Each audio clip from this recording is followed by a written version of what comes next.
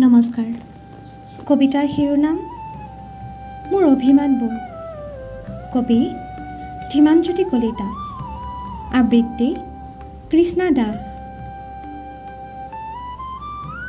অভিমান ময়ো কৰোঁ, আপুনি বুজিবনে? হয়তো অনুভৱ কৰিব পাৰিব, কিন্তু আপুনি বুজাৰ আগতে মই সামৰি লওঁ। কিয় জানে? মোৰ অভিমান আপোনাৰ বাবে নহয়, না কিবা পোৱাৰ হেঁপাহত, না কিবা হেৰুৱাৰ বেদনাত।